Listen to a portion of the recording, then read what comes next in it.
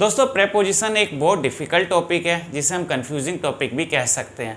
आज उसी कंफ्यूजन को मैं लेकर आया हूँ, उसके कुछ वर्ड्स मैं लेकर आया हूँ। एट, ऑन, इन।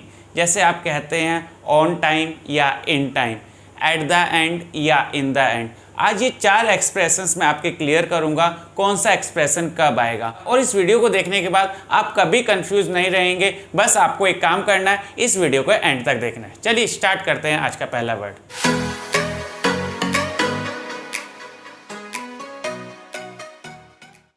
तो दोस्तों सबसे पहले आज हम देखेंगे ऑन टाइम और इन टाइम का डिफरेंस, कि कब ऑन टाइम आएगा और कब इन टाइम। तो सबसे पहले आप देख सकते हैं ऑन टाइम, ये कब यूज़ होगा? पंक्चुअल या नॉट लेट। जब आपको बताना होगा कि कोई पंक्चुअल मीन्स टाइम पर है, लेट नहीं है। जैसे आप कह सकते हैं शेड्यूल्ड टाइम। जिन चीज़ों में आपको लगता है कि शेड्यूल्ड टाइम होता है, टाइम ऑलरेडी फिक्स होता है, प्लान्ड होता है, वहाँ पर आप ऑन टाइम लगाएंगे, कभी वहाँ पर इन टाइम नहीं लगाएंगे। जैसे आप ये सेंटेंस देख पा रहे हैं, the train left on time. तो ट्रेन के स्टेशन को छोड़ने की टाइमिंग फिक्स होती है, तो इसलिए आपने क्या कहा 10:30 होगी और वो 10:30 पर चल रही, तो आप क्या कहेंगे ऑन टाइम। यहाँ कभी इन टाइम नहीं आएगा जहाँ आपको लगे शेड्यूल्ड टाइमिंग होती है। तो यहाँ सेकंड सेंटेंस देख सकते हैं आप, he wants to start the meeting on time.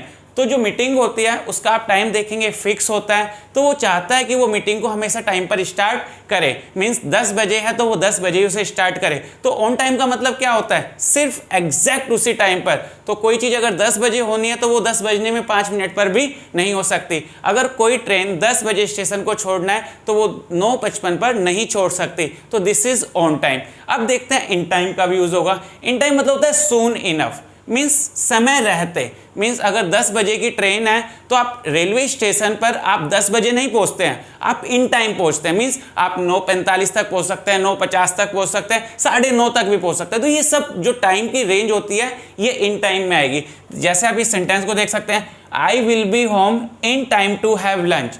तो लंच का टाइम जैसे अगर आपको लगता है 12:30 बजे स्टार्ट होता है तो वो 2 बजे तक रहता है। तो ये तो नहीं होगा कि मैं 12:30 अगर घर नहीं पहुंचा तो मुझे लंच नहीं मिलेगा, तो वो शेड्यूल टाइम नहीं है लंच का। तो लंच का एक बहुत आपको जो टाइम स्पैन है वो ज़्यादा मिलेगा। तो इस तरह की टाइमिंग के लिए आप क्या लगाएंगे? In time. तो आपने क्या सेंटेंस यहाँ देखा, I will be home in time to have lunch. Means जब लंच की ड्यूरेशन होगी उस समय तक, समय रहते मैं घर पर पहुँच जाऊँगा। सेकेंड सेंटेंस देखेंगे आप, ही ऑलवेज रीचेज हिज स्कूल इन टाइम।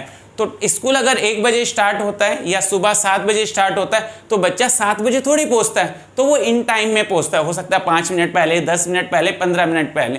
तो ऑन टाइम उसकी क्लास स्टार्ट हो सकती है, मगर जब आप एक जगह पर पहुंचते हैं तो आप इन टाइम में कई बार पहुंचते हैं। तो ये था डिफरेंस बिटवीन ऑन टाइम और इन टाइम। चलिए देखते हैं difference between eight the and और इन द एंड। दोस्तों अब देखते हैं हम अगला डिफरेंस, एट द एंड या इन the and.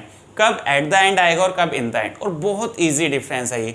Eight the and तो यहाँ पर आप देख सकते हैं eight the end of something, means जो चीज़ स्टार्ट होती है और जिसे खत्म होना होता है। जैसे आप देख सकते हैं मूवी 2 घंटे की होती है, तो उसका एंड जब होता है तो आप उसे कहोगे eight the end of the movie. आप देख सकते हैं मंथ को खत्म होना होता है, वो 1 तारीख से स्टार्ट होता है, 30, 31 या 29, 28 पर खत्म होता है। तो eight the end of the month means जो चीज़ स्टार्ट हुई है और उसका एंड होना है। तो यहाँ आप एग्जाम्पल देख सकते हैं, eight the end of the year, eight the end of January, eight the end of the match. मतलब कि किसी चीज़ का एंड जब आपको दिखाना होगा। जैसे he broke his leg at the end of the match. तो इस सेंटेंस को आप देखिए, मैच के एंड में उसने अपने पैर में चोट लगा ली। तो ये आप सेंटेंस देख पा रहे हैं। अब देखते हैं इन द एंड। बहुत अलग मीनिंग है।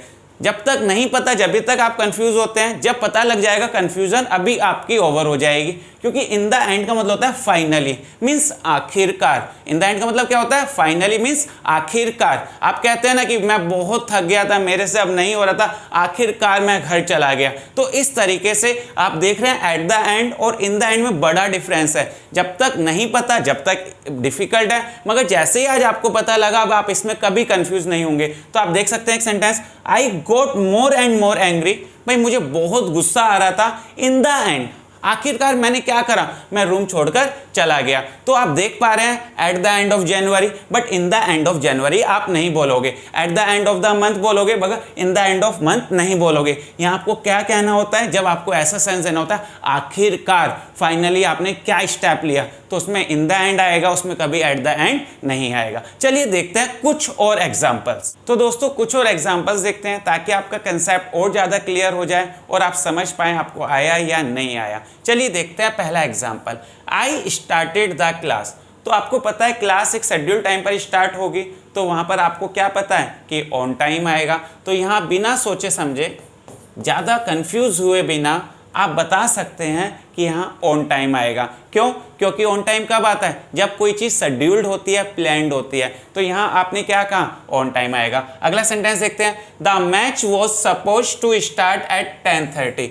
जो मैच था वो 10:30 बजे स्टार्ट होना था, but it did not begin on time. Scheduled था तो आपको क्या लगाना होगा?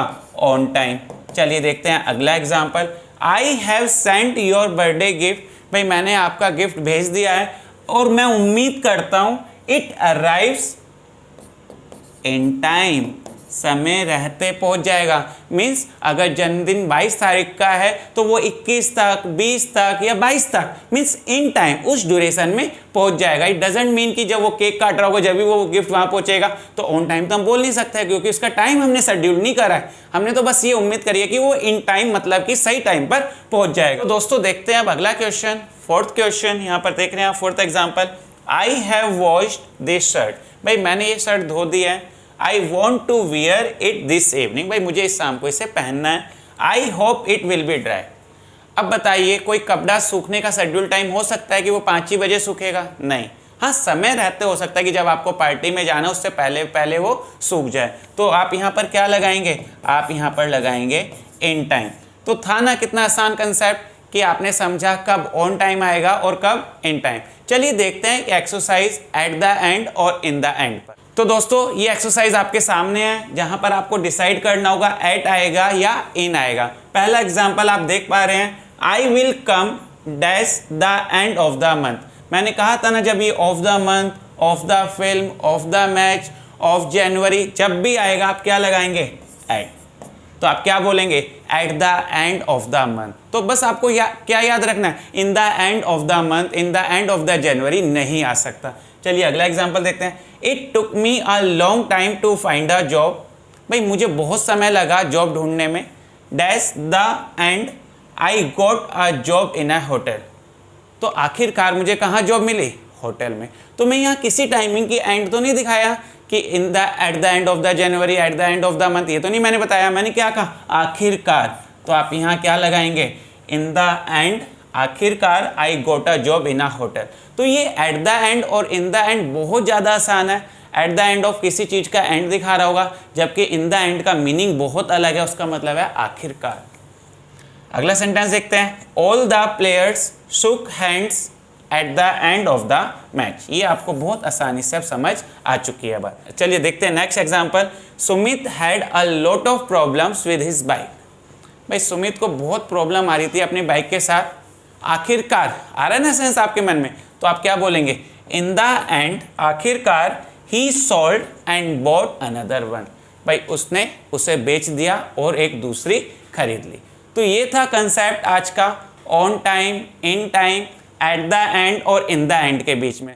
तो दोस्तों मैं उम्मीद करता हूँ आज के कंसेप्ट्स आपको बहुत आसान लगे होंगे और बहुत इंटरेस्टिंग भी लगे होंगे और आपको समझ आ गए होंगे। और आपको अगर मेरी आज की वीडियो अच्छी लगी है तो प्लीज़ लाइक कीजिएगा, शेयर कीजिएगा। हाँ, अभी तक अगर आपने मेरा चैनल सब्सक्राइब नहीं किया है तो उसे भी सब्सक्राइब कीजिएगा ताकि इस तरह की वीडियोज़ आपको फ्यूचर में आसानी से मिल सकें।